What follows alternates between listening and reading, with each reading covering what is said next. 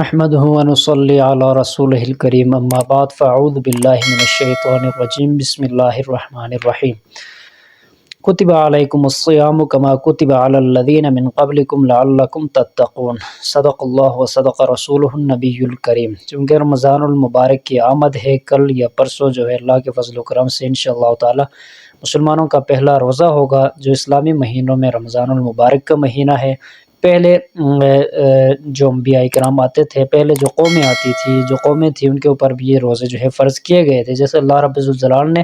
اسی آیت میں ارشاد فرما دیا کتب علیکم الصیام کما کتب علی الذین من قبلکم لعلکم تتقون، کہ تم پر بھی روزے فرض کیے گئے ہیں اسی طرح جیسے تم سے پہلے لوگوں پر فرض کیے گئے تھے، تاکہ تم پرہیزگار بن جاؤ۔ لہٰذا رمضان المبارک کے مہینے میں روزے رکھنا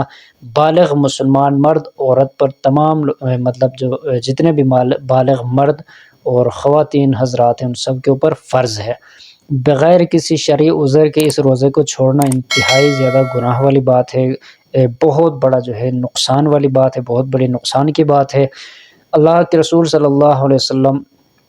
رمضان المبارک کے مہینے کے خاص اہتمام کے ساتھ جو ہے روزوں کا اہتمام فرماتے تھے، دعا و ذکر و اذکار کا اہتمام فرماتے تھے۔ رمضان کے روزے ہر مسلمان پر فرض ہے، جس طرح نماز فرض ہے اسی طرح روزے جو ہے یہ بھی فرض ہے۔ لہٰذا کوئی شخص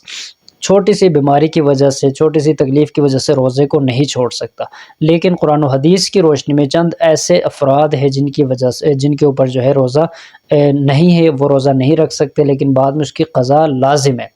ان میں بھی یہ ہے کہ ان کے اوپر قضا جو ہے وہ لازم ہے۔ ایک تو وہ مریض جو بیمار ہو، بیماری کی حالت میں جو ہے وہ روزہ نہیں رکھ سکتا، روزہ رکھنے کی وجہ سے اگر بیماری بڑھ رہی ہے یا اس کی موت کا خدشہ واقع ہے، کسی ماہر طبیب، نیک طبیب یا نیک ڈاکٹر نے، دیندار ڈاکٹر جو روزے کی اہمیت سے واقف ہو، اس نے مشورہ دیا ہو کہ آپ روزہ نہیں رکھ سکتے، اس وقت وہ چھوڑ سکتے لیکن بعد میں قضا کر لے گا۔